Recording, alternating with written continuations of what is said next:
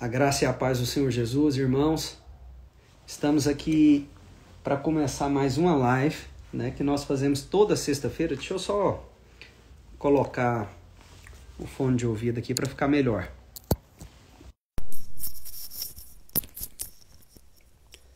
Glória a Deus. Então nós estamos aqui para fazer mais uma live que nós fazemos toda sexta-feira e hoje há um convidado muito especial, né, e principalmente para mim, porque desde já, né, eu já gostaria que o pastor ouvisse isso, o quanto ele é uma pessoa importante na minha vida, né? Apesar de nós não termos relacionamento e sequer ele me conhecia, né, até então, mas é um pastor que eu admiro muito, que influenciou muito o meu ministério, né, influencia até hoje, é alguém que eu acompanho de perto, leio os livros e é um homem, é um pastor inspirador. Meus irmãos vão entender isso daqui a pouco, ouvindo ele, que é o pastor Marcelo Almeida, né? Eu estava dando uma olhada aqui na biografia dele para compartilhar com os irmãos. O pastor Marcelo converteu em 76, aos 12 anos, e no ano de 88 foi ordenado a pastor, né? Ele é mestre em teologia, escritor, doutor em ministério. Tem um curso, uma mentoria chamado Rumo ao Propósito, depois eu vou pedir para ele falar um pouco a respeito disso. E também hoje lidera a igreja Mosaico, né? E também nós vamos falar a respeito desse assunto, mas o tema específico, né, dessa série de palavras na sexta-feira que nós estamos falando, hoje, se eu não me engano, é a terceira ou quarta sexta-feira, que nós estamos falando a respeito de um tema específico, que é a depressão, né? Tanto a depressão de um modo geral, como a depressão na igreja, né? Porque nós temos vivido um tempo onde muitos homens e mulheres de Deus têm passado por esse mal, né? Os irmãos sabem, eu também passei no ano de 2020 por isso, e por isso decidi falar mais desse assunto, compartilhar, trocar experiência com os irmãos de um tema tão importante, tão necessário, que há tão pouco tempo era mal compreendido. Eu não quero gastar muito tempo aqui no início, porque eu quero aproveitar o máximo de tempo possível para conversar com o pastor Marcelo. Já vou chamá-lo aqui. Só um minutinho, irmãos.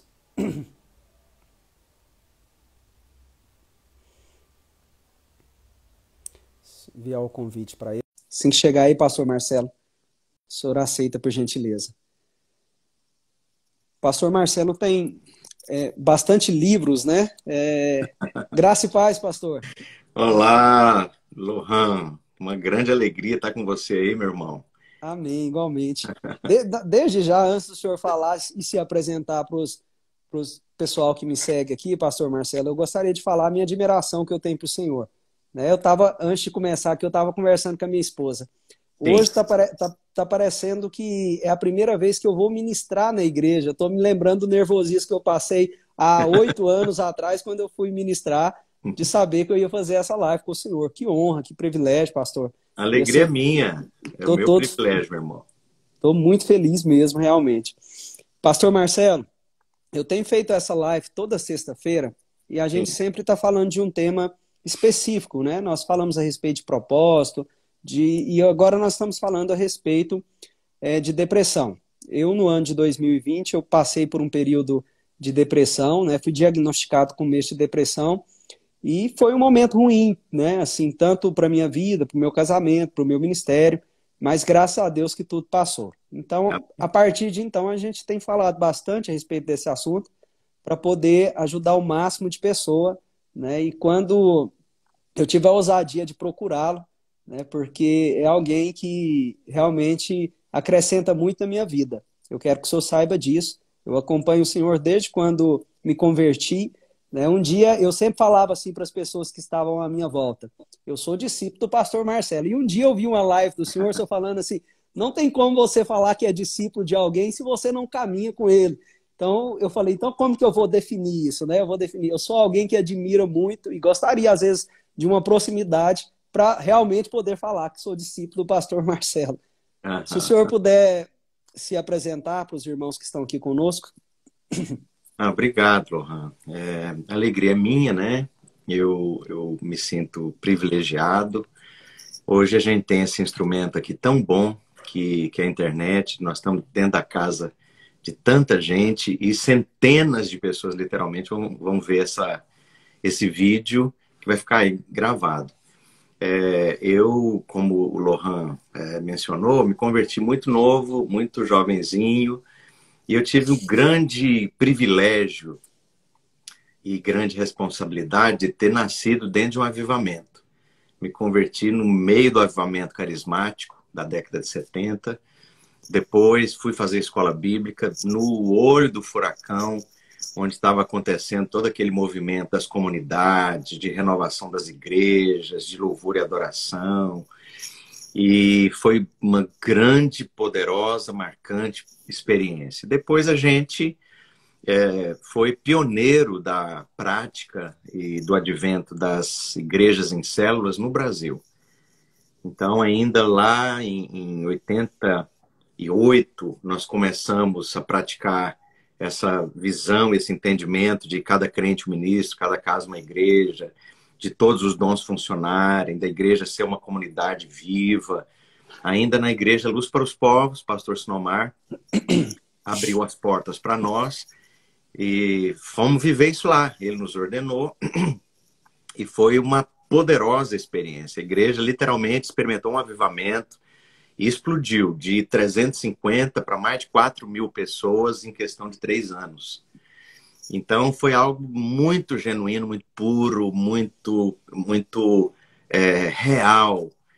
E depois a gente teve também o privilégio, né, a boa experiência de ter fundado a Videira e coordenado a plantação de igrejas internacionais fora do Brasil por 14 anos. Então é isso, a gente ama a presença e a glória de Deus e estamos aí servindo a igreja há muitos anos. Basicamente Amém. É isso. Amém, pastor. Pastor, o senhor é natural, o senhor é de Goiás, o senhor é natural de qual cidade? Nasci em Anápolis. Em Anápolis? Nasci em Anápolis, fomos para Uruaçu, ficamos lá 4 anos. Com 5 anos, em 1970, a gente foi para Goiânia. A Vila Nova era todinha terra vermelha, sem asfalto. E aí cresci lá, meus irmãos nasceram lá e a nossa vida foi toda em Goiânia. O senhor conhece aqui a nossa cidade, Santa Bárbara de Goiás. É a próxima cidade depois de Trindade. O senhor conhece aqui? Não tive o privilégio ainda. Eu conheci Trindade. Eu saí de Goiânia, Lohan, muito cedo, né? Eu saí de Goiânia já definitivo em 94. Para São Paulo? Não, em 94 a gente foi para Santarém, de Santarém fomos para Portugal, Portugal fomos para São Paulo, de São Paulo viemos para os Estados Unidos. Então, hoje, se você me tirar daquele miolinho de Goiânia, eu não conheço mais nada. Eu viajei muito interior de Goiás com meu pai. Meu pai era vendedor de óleo da Castrol. Então, nas férias, várias vezes eu viajei com ele e a gente ia de cidade em cidade. Mas essa coisa de ser cidade demais e uma atrás da outra, 3 cidades num dia, elas ficaram todas com a mesma cara para mim, na minha memória infantil. Então, mas andei por tudo, Goianésia, Inhumas, o norte, né? Gurupi, depois Uruaçu também naquela época, Goiás Velho, o entorno ali de Brasília, mas não lembro de mais nada. Eu estava participando, eu fiz o seminário telepresencial com o senhor ministrante, o senhor contou uma experiência interessante a respeito de implantação de igreja lá em Goiás, velho, né? Que o senhor foi muito novo, cheio de expectativa e se frustrou, né? E assim, aí o senhor estava até motivando os irmãos que estavam implantando, né? Fazendo a relação da onde o senhor chegou, implantando a igreja e vamos dizer, as primeiras portas fechadas, né? Assim, que deu errado no início, que o senhor criou expectativa e não foi como o senhor pensou, e parece que, se eu não me engano, foi em Goiás Velho. É isso mesmo? Foi. A primeira experiência foi horrorosa. Foi em Goiás Velho. Mas foi toda horrorosa porque ela começou toda errada, né?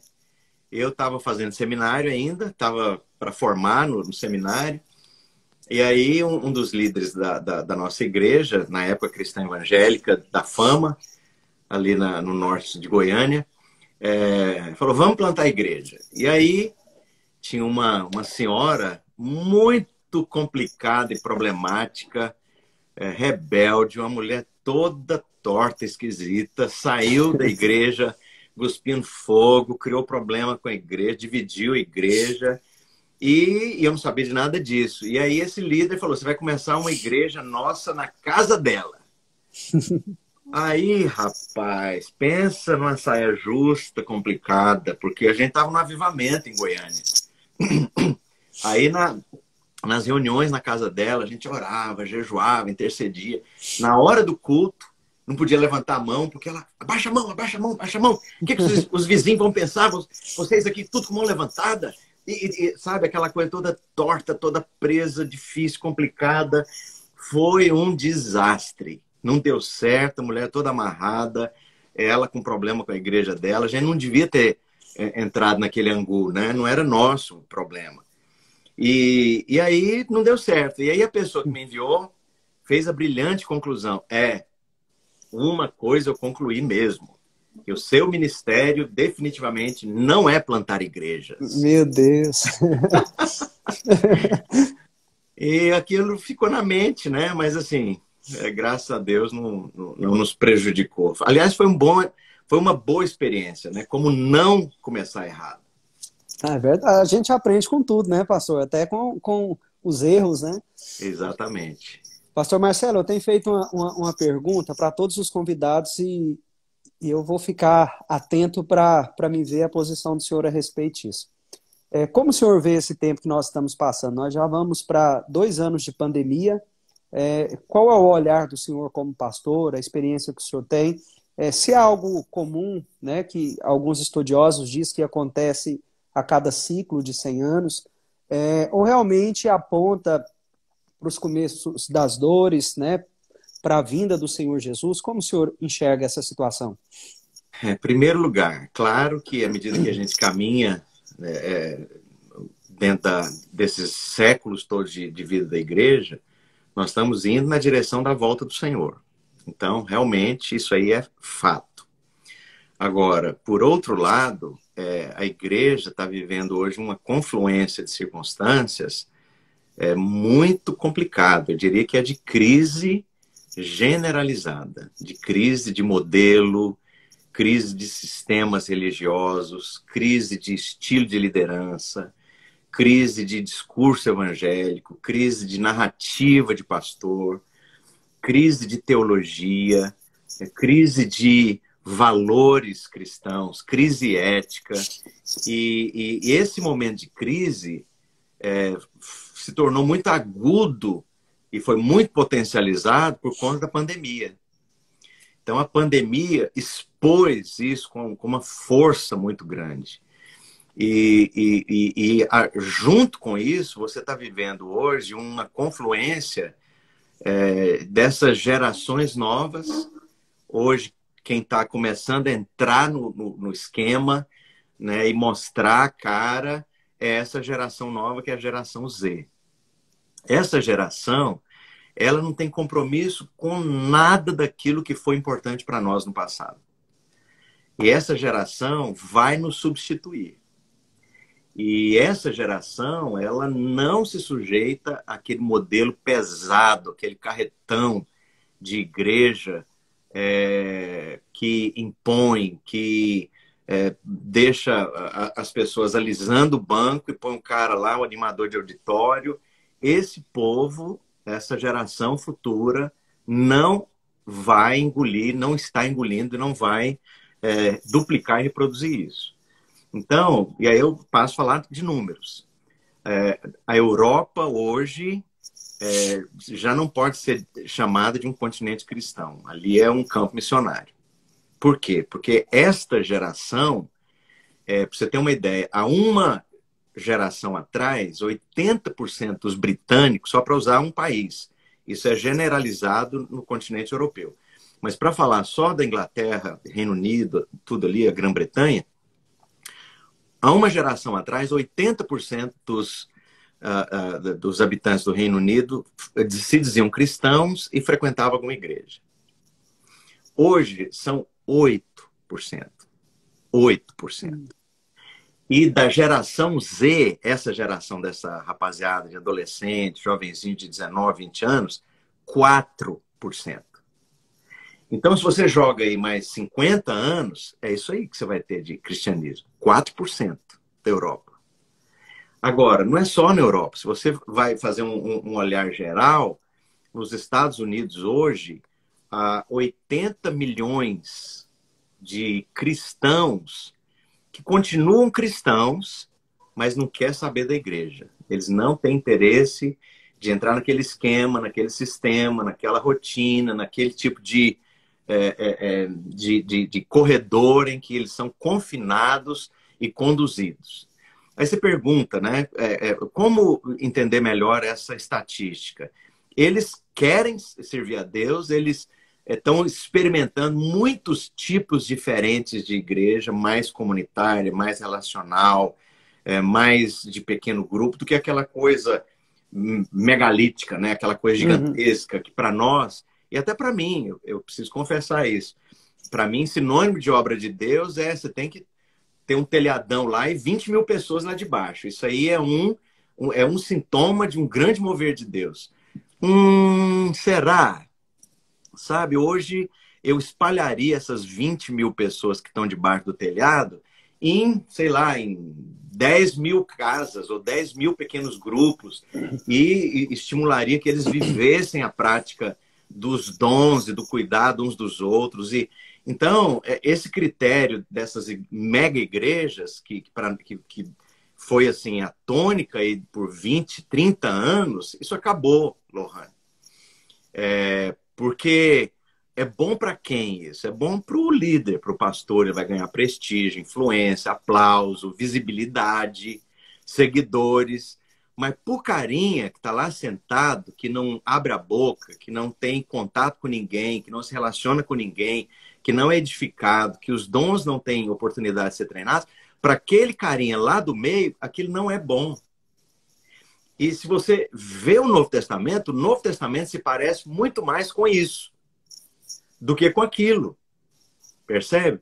Então, nós estamos vivendo hoje uma grande, profunda crise generalizada no cristianismo. Não é só a igreja evangélica. Você vai nos modelos pentecostais, estão todos em crise. A igreja católica, ela está numa profunda crise. A igreja anglicana, as igrejas protestantes históricas, todas numa profunda crise.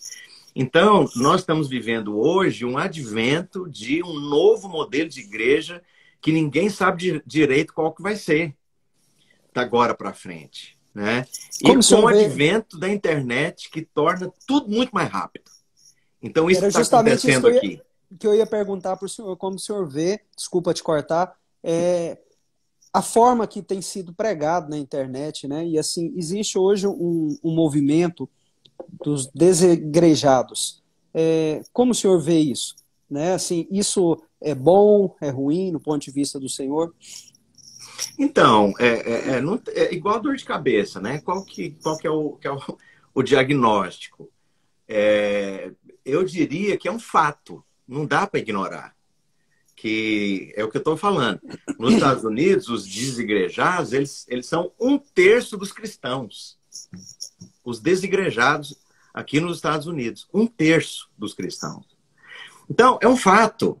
E o pior, não tem um líder, não tem um modelo, não tem uma doutrina. É um leque variadíssimo de gente de todo quanto é jeito, de gente muito louco da pedrada, com gente também muito séria, muito santa, muito sincera, que ama muito a Deus e quer viver em plenitude um cristianismo mais próximo de Cristo, muito mais próximo das Escrituras. Então, não tem o que condenar nesse grande grupo, né, que é também, como eu estou falando, multifacetado, né, muito diferente uns dos outros, dos desigrejados. Agora, isso é um fato que está apontando para a necessidade de um novo modelo de igreja. Mais relacional, mais próximo, mais amigo, mais íntimo, mais de cuidado, mais olho no olho, mais de dons. A pandemia fez isso acontecer mais rápido, pastor? A pandemia tornou isso mais agudo, mas já estava acontecendo muito forte. A pandemia expôs tudo, né? Então, tem uma grande igreja de Belo Horizonte que começou a plantar igreja em tudo quanto é canto do Brasil e fora do Brasil. Uhum. Não vou falar o nome da igreja. É uma boa igreja. E eles, sempre com esse pacote, né? Eles chegavam, iam para o melhor lugar daquela cidade, alugavam o espaço mais luxuoso, mais sofisticado, moderno, e punha lá a equipe, investia dinheiro, e daqui a pouco eles estavam com 2.000 membros. Eles fizeram isso lá em São Paulo, em Alphaville. E o que aconteceu? 4 meses depois veio a pandemia. Eles estavam com 2.000 membros. Quando veio a pandemia, o povo desapareceu. E eles não tinham contato com ninguém. Eles não tinham relacionamento, WhatsApp, endereço, telefone, e-mail de ninguém. Então, eles ficaram com um grande elefante branco, que era aquela igreja, um contrato milionário, que eles estavam pagando uma fortuna. E a igreja, de 4 meses depois, veio a pandemia, acabou a igreja. Então, assim, esse modelão, ele deu o que tinha que dar. Isso aí definitivamente acabou. E é o que eu estou falando. Está nascendo um anelo, um clamor por essa coisa mais relacional. Por quê? Porque essa geração da internet, isso também é número, isso é estatística. Eles passam entre 6 e 8 horas por dia, somando todos os tempos que eles gastam diante de uma tela de computador ou de smartphone. 8 horas. É a primeira coisa que eles veem e é a última coisa que eles veem durante o dia. E isso virou um hábito, porque a cada clique, a cada curtida, a cada coisa, tem serotonina e tem dopamina que no cérebro é solta, é liberado por conta dessa coisa. Alguém me viu, alguém clicou, então alguém curtiu. Então, há uma alta exposição disso com essa busca desse prazer que é tudo inconsciente. Então, veja bem, esse pessoal, na vida real, eles precisam de uma igreja real, de gente que eles possam olhar nos olhos, que eles possam conviver, relacionar. Então, isso aponta para igrejas pequenas, igrejas menores, igreja de comunhão, igreja de relacionamento, igreja família, igreja de contato, igreja amizade, igreja exercício dos dons, e menos aquela coisa apoteótica que nós estamos acostumados aí nessas 2, 3 décadas passadas, né? Então, e isso chegou para ficar. E dentro do advento da internet, que você perguntou, né? Tem muita coisa fajuta, furada, de gente que está lá só reverberando chavões, mas tem muita coisa espalhada. O que a internet fez, ela descentralizou tudo. Acabou. Então, tem o Zé lá, daqui a pouco ele tem 2.000 seguidores e a coisa rola e a coisa acontece. E lá no contexto da vila, da cidade dele, vai ter um mover de Deus ali.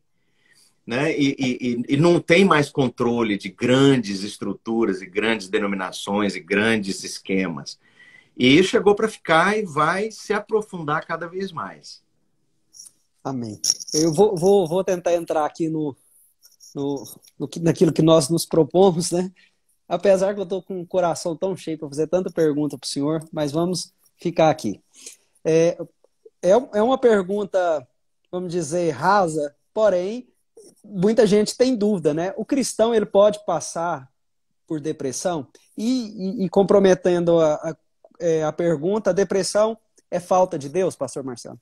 Lohan, eu estava cheio do Espírito Santo, no auge do meu tempo no seminário, cheio da glória de Deus, buscando, tocando em Deus, alimentado espiritualmente, com 19 anos e estava em depressão. Eu acordava de manhã e não tinha problema nenhum. A Argentina não invadiu o Brasil, meu pai estava em casa, minha mãe tranquila, tudo certinho, minha cama no lugar, tudo funcionando. Mas eu acordava de manhã e eu queria morrer. Muitas vezes eu falei isso para Deus. Falei, eu quero morrer. Eu não quero viver, eu não estou com vontade de viver. Eu não tenho alegria de viver, eu não tenho desejo de viver, não tem motivo para viver. Com 19 anos de idade.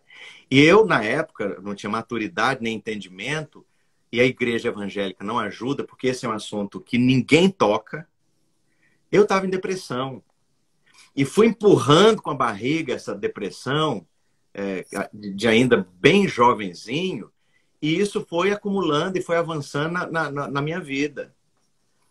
Quando eu entrei num sistema de desgaste físico monumental, em que eu viajava alucinadamente, passei a dormir 3 horas por noite, viajando de tudo quanto é país que você puder imaginar e dormindo cada dia num lugar diferente, longe de casa e comendo mal e tudo.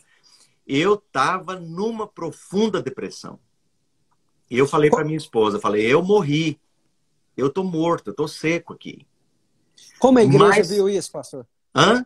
Como a igreja nessa época viu isso? A igreja que o senhor fazia Não, a parte? igreja não participou, não viu, ninguém fala disso, ninguém toca. E na época também eu não falei, né?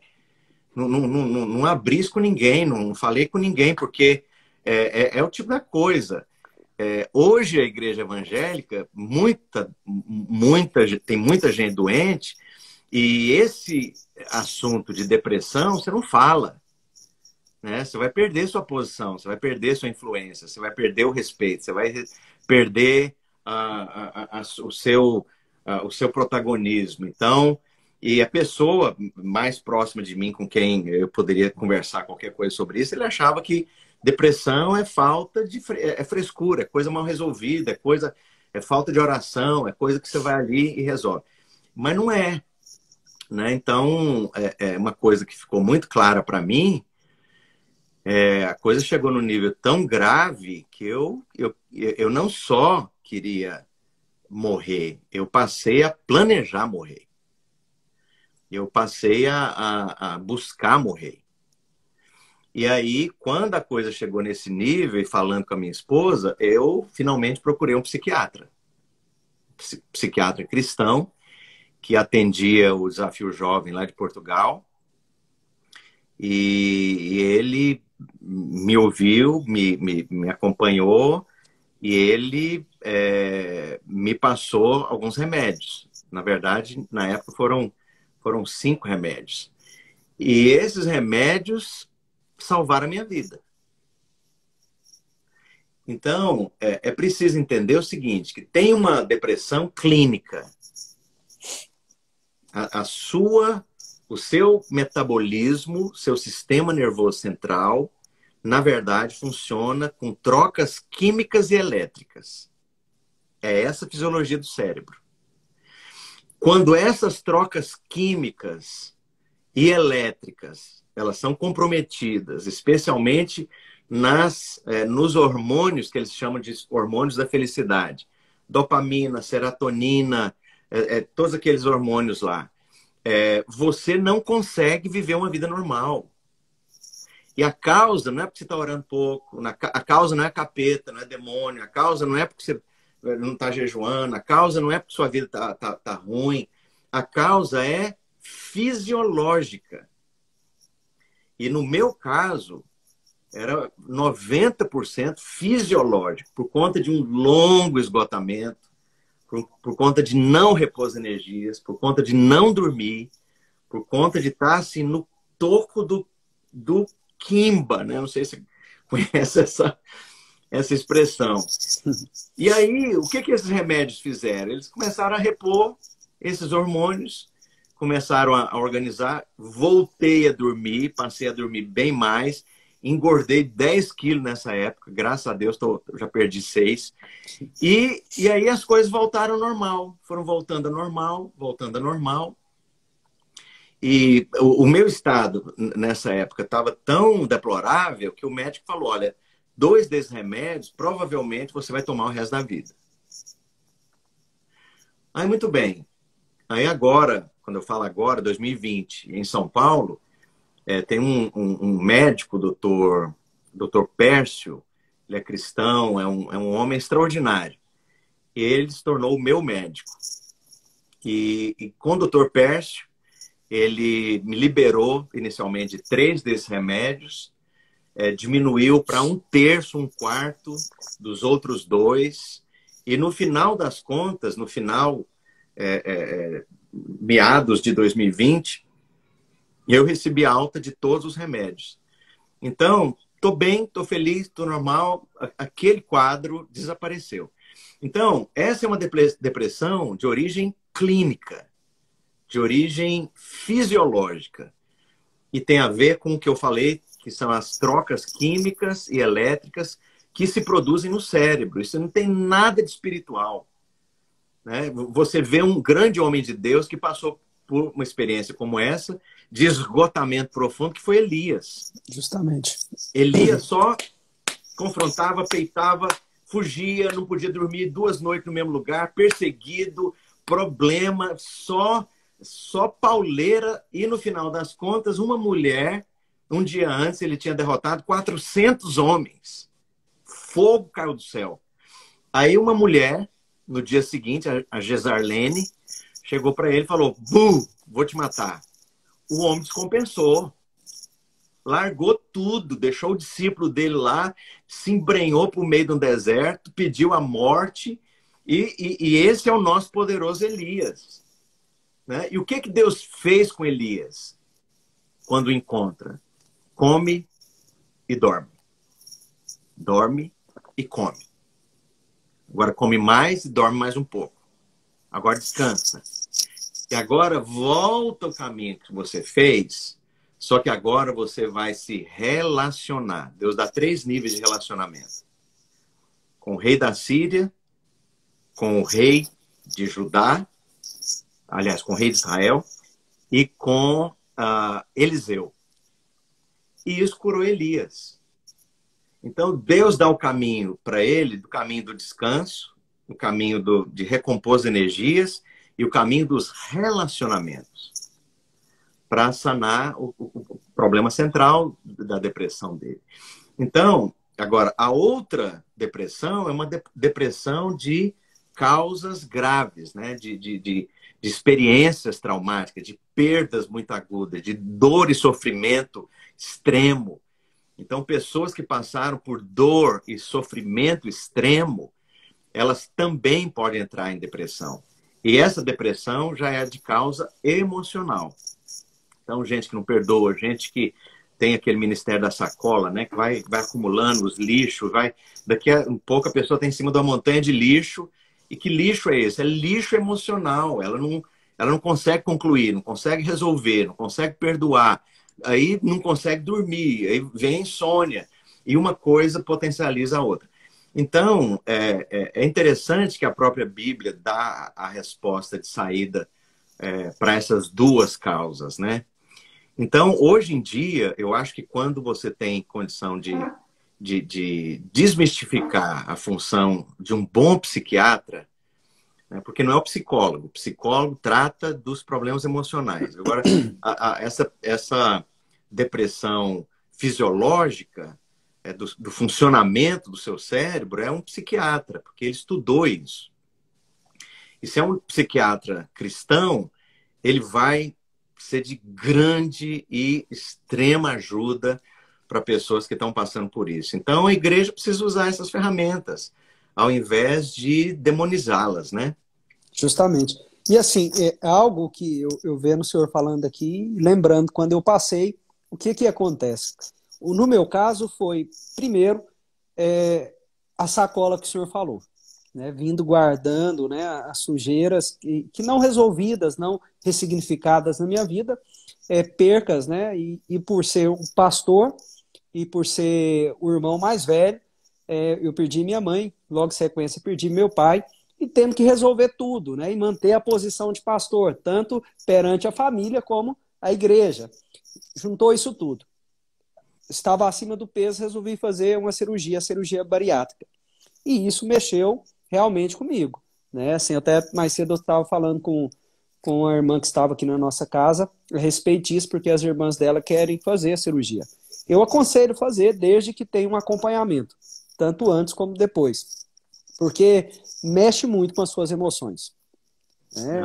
De repente, você está acostumado com um estilo de vida, um estilo de alimentação, e corta isso de uma vez. Você emagrece, mas a sua cabeça ainda continua, né, de obeso. Então, assim, aí já começa isso. E mexe com o seu organismo, né? Então, se você não fazer a reposição de vitaminas, tudo, vai mexer, que foi o que aconteceu comigo. Né? E quando a minha esposa identificou, né, que eu estava nessa situação, nós procuramos um médico e primeiro um psicólogo, e eu vi que não resolvia, até porque, como pastor, os conselhos que ela dava, era muito parecido com aquilo que nós ensinamos, né? Então Ah, eu vi que não resolvi, e aí, por isso eu fui no psiquiatra, e ele me passou o medicamento durante 6 meses, que foi fundamental, né, para as coisas resolverem. E ah, também assumir, né, que estava passando por isso perante as pessoas que estavam perto foi muito importante, porque você tenta, né, demonstrar por causa do sistema que você não pode passar por isso. É que você, como pastor, você não quer demonstrar fraqueza. Isso é um grande erro. Né? Eu passei por isso e sei. Precisamos demonstrar para os irmãos realmente que estamos sujeitos a passar pelas mesmas dores. Assim como Elias, Noemi, né? O próprio Jesus, quando estava no Getsemane, né? Ficou angustiado, o apóstolo Paulo. Então, você falar disso é muito importante. Eu estou falando muito e eu quero ouvir ao senhor. Pastor Marcelo. E isso acontece muito com pastores. Né? Eu tenho visto, principalmente agora, nesse tempo, muitos pastores passando por depressão. Eu acredito realmente que a pressão do ministério, principalmente na questão da igreja, como o senhor falou, né, as cobranças. O senhor acredita que o que o senhor passou recentemente em relação à depressão, à necessidade, tem a ver também com a pressão do ministério? com certeza. Assim, a nossa complexidade não é uma coisa assim que você vai ali, tomou uma pílula e está resolvido. É uma coisa potencializa a outra. Como eu falei, essa depressão fisiológica, ela pode ser causada também por esse longo processo de desgaste, de falta de elementos, porque quando você está falando aí da bariátrica, tá bom, você cortou de uma vez carboidrato e uma série de coisas que o seu organismo absorvia. Mas não foi só isso. Você cortou lítio, você cortou zinco, você cortou uma série de coisas que nem nós hoje conhecemos de uma maneira plena e completa o efeito desses sais minerais no funcionamento da fisiologia do sistema nervoso central. Então, quando a pessoa não come direito, a pessoa não dorme direito, a pessoa se esgota, a pessoa está acima da pressão, vivendo, né, um estilo de vida horrível. E assim, uma experiência que eu vivi muito semelhante à sua. Eu sou o irmão mais velho e, de certa forma, também ajudei a criar os meus 5 irmãos, meus 4 irmãos, que vieram depois de mim, porque eu sou 6 anos mais velho que eles. E, assim, segurei as pontas e sempre em casa, e você tem que dar resposta. E mais, Lohan, o estilo de igreja em que a gente gosta, estimula e espera que as pessoas dependam do pastor. Então, você tem que dar resposta para a Dona Maria, para a tia Terezinha, para o seu Zé do caminhão, para a Dona Maria Passadeira, para o seu Zé Leiteiro, para todo mundo, para casamento, para problema de relacionamento com adolescente complicado, para gente que usa droga, para gente em luto, para gente que está em crise, para pessoas que... enfim, um estilo de vida que não é bíblico. Não é bíblico. E esse modelo, esse modelão de igreja que tem uma régua de medir, que te avalia na base do seu rendimento, aí piora tudo, porque você tem que fazer, tem que dar, tem que conseguir, tem que bater a meta, tem que cumprir a meta, tem que, sabe, e faz. Você não tem vida, você não tem relacionamento, você não descansa, você não desfruta da sua vida, dos seus filhos, da sua esposa, do seu casamento, você não tem tempo com a família, você não se relaciona mais, não joga bola, não acabou. Porque a igreja, sai de uma coisa, entra na outra, E assim, vai no Novo Testamento, eu te dou um doce de goiaba se você achar esse modelo lá. Não tem. Entendi. Porque assim, isso não é vida cristã. E aí as pessoas chamam de fruto esse negócio de encher, encher, encher, encher, encher, encher, encher, encher. Sabe? E aí vira aquele rodízio horrível. Cada 5 anos que você vai na tal igreja, o povo que estava 5, 7 anos atrás não é mais o mesmo povo. Isso é uma fábrica de desigrejado, de gente vacinada contra a igreja. A igreja, aquilo ali, Deus que me livre, eu não quero aquilo para minha vida. E assim, eu fiz o meu doutorado baseado nesse estudo. Eu fui vasculhar, eu estudei várias igrejas, eu li dezenas de livros, eu fui atrás de muitas pesquisas. E assim, isso tem um prazo de validade que vai de 4 a 7 anos, que as pessoas aguentam isso. Depois, as pessoas chutam o pau da barraca e você nunca mais consegue trazer essa pessoa de volta para dentro de uma igreja evangélica. Porque ela associou que vida cristã é aquele sistema pauleira, quebradeira que ela viveu intensamente, e a justificativa é fazer a vontade de Deus, fazer a vontade de Deus, fazer a vontade de Deus. Pera lá, mas Deus nunca pediu isso. Jesus não fez seminários para os discípulos aprender a fazer campanha com 20 mil pessoas. E se esse irmão não render aquilo que é esperado dele, também não serve. Ele vai para lata de lixo, ele acabou esse infeliz. Então, assim, esse estilo de igreja é esgotante.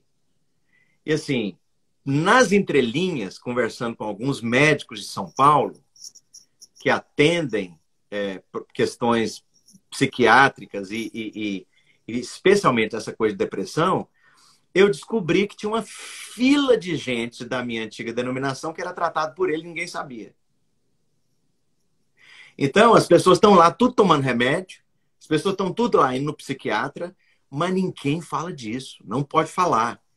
E lá nas conferências está todo mundo lá cuspindo fogo, né? Mas está entulhado de 4 tipos de remédio.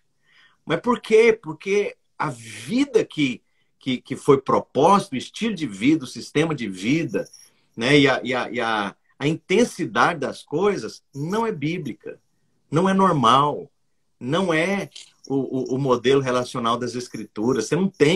Não existe isso no Novo Testamento, né? Então, há sim essa outra depressão, que é a depressão de causa emocional, mas ela vem por esse longo, pesado processo de esgotamento, de perda de vitalidade, perda de energia, de perda desses hormônios, até a pessoa não responder mais. E quando a pessoa não responde mais, ali acabou. Você não vai tirar ela daquele estado. Ali ela rompe geral. E assim, tem muitos casos que a pessoa, por causa da depressão, ela dá um trelelê na família inteira. Separa da mulher, sai de casa, chuta o pau da barraca, não vai mais para o trabalho. Mas onde é que está a causa? Aquela igreja maluca que é uma fábrica de doido. É uma fábrica de gente descompensada. E assim, isso não é o cada crente, o ministro, cada caso, uma igreja. Isso virou um esquema, isso virou um sistema. E é um sistema perverso. E assim, está acabando, né? Aquele grande sistema que veio lá da Colômbia, que teve o seu auge, virou uma febre no início dos anos 2000. Me fala uma igreja que pratica aquele modelo de igreja que veio da Colômbia hoje. Me fala só uma. Eu não conheço. Acabou. Por quê? Porque é câmbio de Scania em Fusca. A necessidade de crescimento que levou a acontecer isso, no ponto de vista do senhor? É normal a igreja crescer. A Bíblia fala claramente lá em Coríntios, 1 Coríntios 3, né? Que eu plantei, Paulo regou, Deus deu o crescimento. Mas é Deus que dá o crescimento, não é o Zezinho com a planilha do Excel, com a discipaulada e fazendo reunião de discipancada, entendeu? E tratando todo mundo igual lixo. E assim, é horrível isso. Então, esse modelo de igreja, ele deu o que tinha que dar. Acabou, passou. Por quê? Porque eles pegaram uma coisa muito linda, muito genuína, muito correta, muito bíblica, muito de igreja de Atos, e levaram para o extremo do pragmatismo empresarial. Aquilo que era belo, hoje virou uma coisa deplorável, né? Porque hoje virou esquema de gerência de sapataria. Você tem que vender e você tem que dar conta do resultado daquilo ali. Acabaram os relacionamentos, acabou o amor, acabou... Né? E o eixo da vida cristã é o amar-vos uns aos outros como eu vos amei. Não é nenhuma outra ênfase. Quando você muda a ênfase, você trocou a receita da Coca-Cola. Você mudou. Se você mudou a receita da Coca-Cola, aquilo não é Coca-Cola mais. Se você mudou a receita da vida cristã e tirou amar-vos uns aos outros, que é o eixo relacional para toda a igreja, aquilo não é igreja mais. Você pode chamar de outra coisa. Mas aquilo não é igreja cristã, pelo menos não é o modelo de igreja cristã neotestamentária. Então, e claro que esse estilo de igreja esgotante, ele tem prazo de validade. Eu desafio qualquer um a fazer uma pesquisa com 100 pessoas da igreja, desses modelos de igreja que vivem isso aí hoje, dessa forma. Essas 100 pessoas, volta daqui 5 anos e analisa. E pergunta hoje para elas quanto tempo elas estão naquela roda viva. Você vai perceber que pouquíssimos estão mais do que 5 anos. Normalmente são os líderes, né? E os líderes não precisam mais de fazer isso. Os líderes viraram só feitores, né? Quem faz mesmo acontecer é o grosso do povo. Que tem que fazer toda aquela coisa toda de reunião, de não sei o quê, de encontro, de mais não sei o quê, de mais não sei o quê, mais não sei o quê, mais não sei o quê. Então, isso é uma fábrica de gente descompensada e desequilibrada. Eu conheço centenas, não são dezenas, centenas de pessoas que viveram isso e não querem ver isso mais pelas costas. Pastor Marcelo, o senhor hoje está nos Estados Unidos. Sim. Nós retornamos para cá faz um mês e meio. O senhor voltou para aí para a implantação da igreja ou não? O senhor está passando um período? Então, nós, até por conta da pandemia, porque nós chegamos em São Paulo finalzinho de 2019. Janeiro, fevereiro de 2020 começou a pandemia. Nós começamos a Igreja Mosaico na sala da minha casa, em São Paulo. Fizemos 3 reuniões, depois fomos para o hotel, fizemos 2 reuniões, aí veio forte a pandemia, fechou tudo, lockdown, né? Aquela coisa louca que parou o país em 2020. E aí, o que nós passamos a fazer? Nós passamos a fazer reuniões aqui pela internet. Então, fiquei 1 ano reunindo com a igreja pela internet, fiquei 1 ano reunindo com pastores do Brasil e fora do Brasil pela internet, estudamos material, a gente fazia mentoria, reunião todo sábado. E aí, quando veio 2021, que na nossa inocência a gente achava que as coisas iam voltar ao normal, ficou pior do que o ano passado. Então, o que nós entendemos? Nós entendemos que, tanto eu quanto a minha esposa, que o nosso chamado principal era inspirar, discipular, acompanhar esses irmãos, produzir material, ministrar, treinar, sem que necessariamente a gente estivesse lá. E houve uma confluência de circunstâncias pessoais, familiares e financeiras, né? Que, assim, nós entendemos que o propósito era isso mesmo. Era ir, startar, começar, fazer acontecer, pôr para andar e agora acompanhar as coisas a partir daqui. Então, nós temos uma agenda muito intensa de ida ao Brasil. Daqui 1 mês e pouquinho nós estamos voltando aí. Cheguei a 1 mês, daqui 1 mês e meio nós estamos voltando. O senhor vai para São Paulo ou vai vir para Goiânia? São Paulo, Goiânia e Belo Horizonte. Nós temos que arrumar um jeito de nos encontrar. O senhor vir aqui na igreja. Pois é, vamos tomar um café, comer uma pamonha goiana. Glória a Deus. E vai ser bom rever os irmãos. Então, e aquilo, né? Essa ferramenta maravilhosa da internet, eu estou todo dia fazendo estudo e lendo a Bíblia, estudando a palavra. Aos sábados, nós estamos aí há 6 semanas fazendo um acompanhamento, uma mentoria bem próxima. Tem sido maravilhoso com essa questão de descobrir o propósito, ajudar as pessoas a viver o máximo do seu propósito existencial. Isso foi Essa é a assim, mentoria renovar. rumo ao propósito. A gente chama de 5 P's, né? Que tem a ver com você entender o que é propósito, entender os obstáculos ao propósito, né? Os problemas, as questões que te impedem ou te impediriam de viver a plenitude do propósito. Depois, princípios, potencial e plenitude.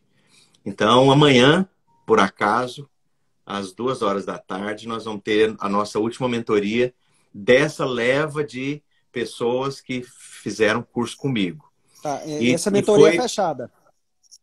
É fechada, mas eu estou querendo fazer algo, como eu falei, nessa ida nossa agora ao Brasil, São Paulo, Goiânia e Belo Horizonte, nós vamos fazer um evento aberto, um evento presencial. Então, eu estou na expectativa de que, chegando aí final de setembro, início de outubro, as coisas já vão estar um pouco mais normais por conta do avanço da vacinação, né? Tá. Em Goiânia, também, o senhor já tem local? Nós estamos avaliando. Nós temos só a cidade. BH, Goiânia e São Paulo. Mas não vai ser para centenas de pessoas, né? A gente, por conta da pandemia, nós vamos limitar isso. Por enquanto, a equipe que está cuidando disso e me ajudando ainda não definiu quantas pessoas. Mas provavelmente alguma coisa entre 150 e 200 pessoas cada um dos locais, né? Eu vou ficar atento para me fazer minha inscrição. Vai ser muito bom. Olha, eu mesmo, viu, Lohan, fui poderosamente impactado com esse material que Deus deu a graça da gente produzir. Gravamos 25 aulas, escrevemos um amplo material e estamos aplicando, né? As pessoas vêm às aulas e tem aplicação prática comigo aos sábados. Então, isso está sendo maravilhoso. Todo sábado a turma termina em lágrimas. Tem sido assim muito, muito, muito, muito rico, muito precioso. Pastor Marcelo, o senhor acompanhou muito tempo, né, várias igrejas no Ministério Internacional. O senhor tem um projeto, né, para acompanhar pastores? Eu sei que o senhor já faz isso, mas de uma forma mais... como que eu posso dizer? Estruturada. Realmente estruturada. Né? Assim... Então, hoje nós temos aí um leque mais ou menos de uns 100, 120 pastores de vários lugares do Brasil e de fora do Brasil que tem uma comunhão próxima. Com esses irmãos, eu me reuni pela internet o ano passado, praticamente o ano inteiro. Esse ano, eu chamei mais 5 irmãos para estar liderando e acompanhando não é a boa palavra, liderando e facilitando, melhor dizendo, essa comunhão desses irmãos. Porque a ideia não é depender de um cara poderoso, glorioso, busuntado, incrível, que é o meu apóstolo, para eu chamar de meu. Entende? Nós queremos que os irmãos vivam a plenitude dos dons, servindo uns aos outros, cuidando uns dos outros, sendo instrumentos de Deus uns na vida dos outros. E isso tem sido muito precioso. Então, nós temos hoje 4 grandes grupos, né? Ou melhor, 4 grupos: um grupo internacional, um grupo de Norte e Nordeste, Centro-Oeste, Sul e Sudeste. E todo sábado, esse pessoal se reúne com alguém que está sendo facilitador temporário para conectar esses irmãos. E por acaso, amanhã, sábado, nós vamos ter a nossa reunião às 10 horas da manhã, com 2 ministrações, aliás, 8 horas da manhã, desculpa, com 2 ministrações, uma do José Carlos, né, que está lá em São Paulo, você deve conhecer, e a outra minha. E nós vamos estar falando especificamente sobre esse assunto, sobre o pleno funcionamento do corpo de Cristo, né, do uns aos outros. Essa palavra uns aos outros, no Novo Testamento, em grego, alelon, é uma palavra. mas quando foi traduzida para o português, ficou três, né? Uns aos outros. No grego original é uma palavra só, alelon, uns aos outros. Ela aparece 100 vezes no Novo Testamento. Então, nós queremos viver essa plenitude de corpo de Cristo, sem ter que depender de alguém, colocar expectativa em alguém. E aí, quando a gente descobre isso, assim, você descobre também que entrou uma cultura de igreja meio doente dentro da gente. E que a gente não é consciente dela. E aí, por exemplo, eu tenho, né, tentado me livrar dessa palavra, acompanhar. Quem vai acompanhar? Você acompanha doente, velho e gente com problema de saúde grave. Né? Você acompanha criança, velho e gente com problema grave. Mas sabe, Né? pastor, assim, Enfim. nós estávamos falando há pouco, e o senhor estava falando a respeito o que vai acontecer com a igreja daqui a um tempo. E, do meu ponto de vista, né, uma pessoa como o senhor, com a experiência, que viveu esse avivamento nos anos 90, precisa nos ajudar. Né? Eu, já está no horário, na verdade, eu gostaria de continuar, mas quero respeitar o senhor e os irmãos que nós nos comprometemos a fazer em uma hora. Mas qual seria, a última pergunta que eu tenho para o senhor, qual seria o conselho que o senhor tem para nós? Eu tenho 33 anos, sou pastor há 8 anos, e me preocupo com o que vai acontecer amanhã. E se nós não tivermos acompanhamentos, não essa palavra, né, que o senhor não gosta, mentoria, né, instrução de homens como o senhor, é preocupante o que pode virar a igreja amanhã. Então, eu creio que é hora de você andar com gente saudável. Com gente que ama Jesus, gente apaixonada, gente que quer o mover de Deus, gente que não usa e manipula e suga as pessoas, que não tem compromisso com um sistema pesado de igreja, que enfia a goela abaixo. Então vai andar com outras pessoas. Tem muita gente santa, sincera, abençoada, preciosa, madura e saudável. Jovens como você, com ministério crescente e iniciando como você. E a nossa proposta com esse grupo de pastores é exatamente essa. Que os irmãos possam se apoiar e ajudar e ser instrumentos de Deus uns na vida dos outros, tanto para coisas particulares, pessoais, que você não abre em público, né, como essa questão, por exemplo, de depressão. Como também a questão de ministério, de estratégia, de visão, de prática, de doutrina, de vida da igreja. Né? Então, a minha sugestão vai andar com pessoas saudáveis, vá se reciclar, não fique sozinho. Procure pessoas com quem você tem afinidade, com quem você se identifica. Amanhã tem a mentoria que o senhor falou, 10 horas da manhã. 8 horas da manhã, e isso vai ser no YouTube. Ai, Jesus, eu vou pedir para divulgarem melhor, mas eu vou divulgar o link tanto no meu canal do Instagram quanto no canal do YouTube também. Mas vamos divulgar os canais, com certeza. Amém. Tem muitos irmãos que fizeram muitas perguntas aqui, irmãos. O pastor Marcelo se comprometeu em fazer a live comigo aqui. Eu não quero prolongar, né? Eu não sei qual é o compromisso dele agora. Toda sexta-feira a gente responde as perguntas que os irmãos fazem aqui.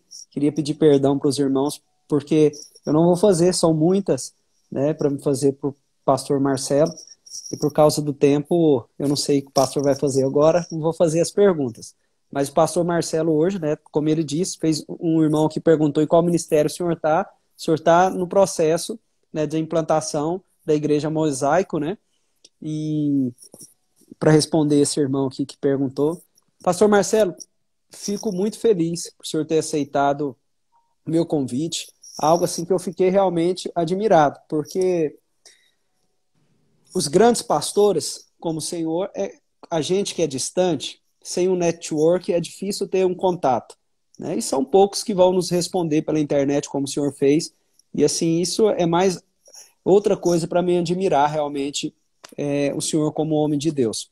E eu queria te agradecer muito, né, por Amém, ter atendido. Lohan. Obrigado, querido. O senhor acrescentou muito, mais uma vez, na minha vida e de todos os irmãos que estão nos acompanhando, que possamos ter outra oportunidade. Né, vamos marcar, só marcar. Quero conhecer o senhor pessoalmente e alinhar algumas coisas com o senhor, em nome de Jesus. Grande alegria. Muito obrigado, pastor Marcelo. Obrigado, Lohan. Um abraço carinhoso a todos. Amém.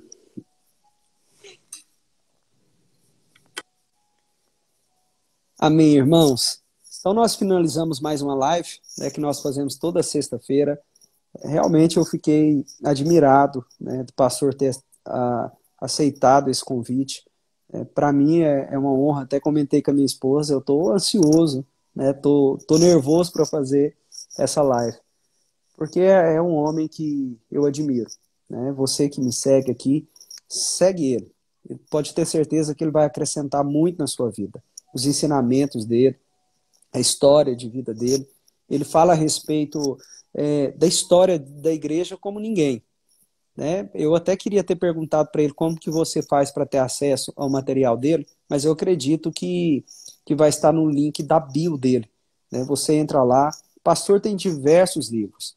Tem um livro que chama Eu Sou a Videira, sensacional, a formação de líderes, fome por sua glória, Cântico dos Cânticos, A Maldição da Expectativa, são livros extraordinários, irmãos. Então, procure ele, né? Vai lá provavelmente deve estar na bio dele ou deve ter uma loja online. Procura o material dele que vai acrescentar muito na sua vida pessoal, no seu ministério. E Jesus abençoa todos os irmãos que estão aqui. Pastor Abilde, a Valéria, o irmão Oséias, muito simples, verdade, irmão Oséias. Sandro, tantos outros, a irmã Camila, o Eric, o irmão Jonathan, todos vocês, muito obrigado por nos acompanhar aqui. Se eu não falei o nome de todos, não vai dar para falar, me perdoe. Jesus abençoe os irmãos, você que faz parte aqui da nossa cidade. Nós temos culto no domingo às 19h30. Realmente, eu tenho uma palavra da parte de Deus para ministrar para os irmãos. Gostaria de ver você lá. Jesus te abençoa. Se você puder, compartilhe essa live com alguém que vai acrescentar muito na vida dessa pessoa. Jesus te abençoa. Até sexta-feira que vem.